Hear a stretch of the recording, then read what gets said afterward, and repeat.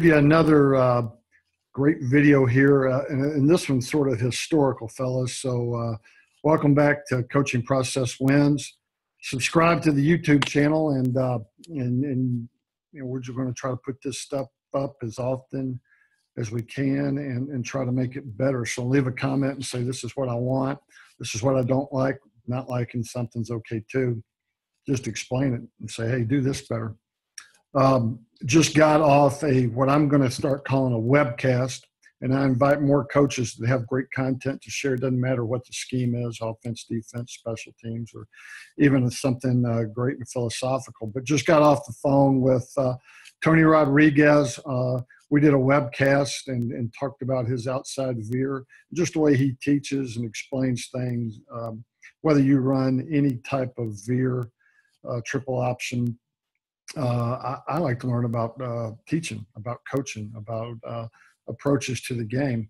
So make sure that you look for the webcast with Tony Rodriguez and get him on Twitter at 3Phase Football.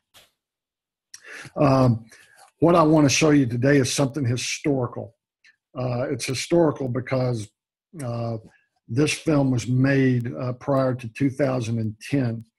And it's detailing an RPO, and you know, it seems like now 2010, heck, that's 7 years ago, and it was the season before that actually. So this coach, his name's Kevin Atkinson, and this is when he was at Keller High School down in Texas. And Kevin details an RPO, and it's such a forerunner to the RPO. It's not called RPO. It's just this is the way that we. Basically, the way he introduces it, this is the way that we attack with the inside zone, and have an option off of it. And so he shows the way that they attack it. And I've got a series of these that I want to show Kevin teaching. And the great thing about Kevin is he backs it up with film. So what you see on the whiteboard is what you see in the game film, and that's something I'm always after. You know, it's a credibility thing, but does a terrific job. Kevin Atkinson is now at Denton High School, the Denton Broncos, and he's been there over 5 years. So if that gives you any context into when he did the video I'm about to show you, detailing an RPO. Now, I always look for a nugget, you know, that one fine little coaching point, and really look for this. To the side that he's reading and throwing the bubble, how they teach their X receiver, their wide receiver there to the twin side to push crack. Now, push crack is an old option thing. I know that. But I think he does a good job of the push crack. He may call it push read, but the push crack, you know, is a corner setting, is a corner backpedaling, and now get to the sky support.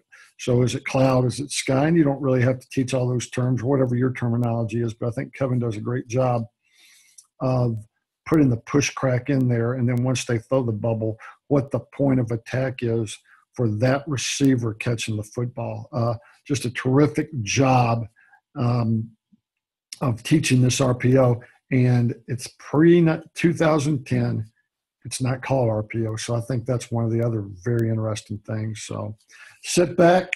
I'm going to put a grinds. I'm going to do Mocha today, and hit my guys up at Grinds or getgrinds.com and put in the discount code Coach's Choice 15. So let's get on and see Coach Atkinson put a little ball on us. Over and out. Come back and see us at Coaching Process Wins.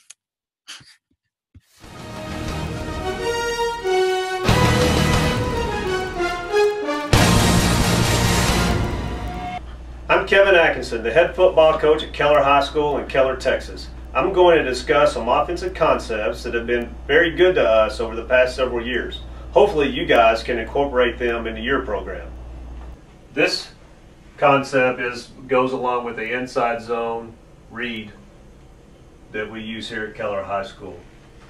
Now, a lot of the time when we run the inside zone, instead of reading the backside in, we take care of it with the split foe back block.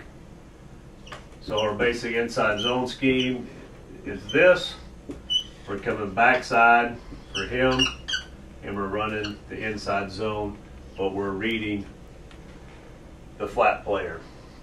If the flat player works inside, then we will throw the bubble to the slot receiver. If he plays true, then we'll hand off the ball, and most likely this ball is going to cut in one of these areas. Our outside receiver has a big block. We call it a push read block. He's going to push at the corner. If the corner is backpedaling, then that's telling our X receiver that they're running a sky support. So he'll push, crack. If he's pushing at the corner and he triggers, we feel like they're running cloud support, then I will block the cornerback and leave the safety. Our goal on this play is to make 4 yards. After we catch the ball, we want our receiver to run to the sideline at a 4-yard area, and then he can do whatever he wants. But with that being said, every once in a while he may, if he feels like he's going to get his 4 by turning it up before he gets to the sideline, we'll take that. But he better be plus 4 yards in that area. Let's take a look at this on film to further explain our idea of the zone read concept. Here we're running the inside zone in this direction. We're going to identify the flat player as here, and as we're handing the ball off, our quarterback is going to read this flat defender. Our outside receiver is going to push, crack. So he'll push. If the corner is soft, then we'll block the sky support defender. If the cornerback triggers, then we'll block him. Our receiver wants to take one step back, run flat to the sideline, catching the ball if he blitzes, and gain 4 yards. If the flat defender plays true and is not coming inside for the cutback, if he stays true and then we'll hand the ball off.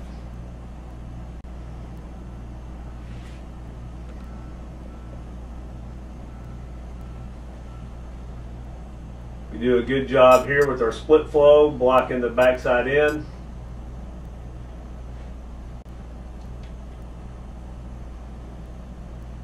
Now the flat defender is not worried too much about being the cutback player, so our quarterback hands the ball off.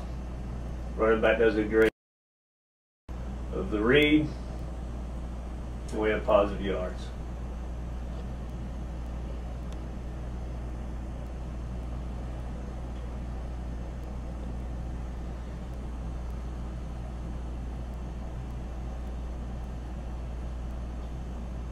Now we'll look at another cut. Same formation, same thing.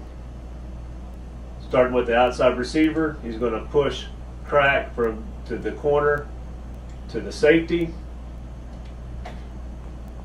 Our inside receiver is running a bubble. We're running the inside zone to this way. Here's the flat defender that we'll read, telling the quarterback to hand the ball to the running back or to pull it and throw to the bubble.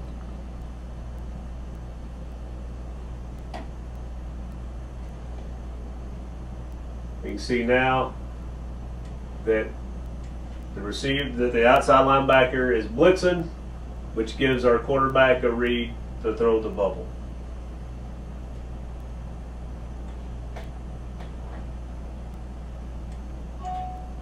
This outside receiver does an outstanding job. Man to man, he's soft. He is not responsible for run support. So he comes off and blocks the force, which allows us a touchdown. Look from the end zone angle.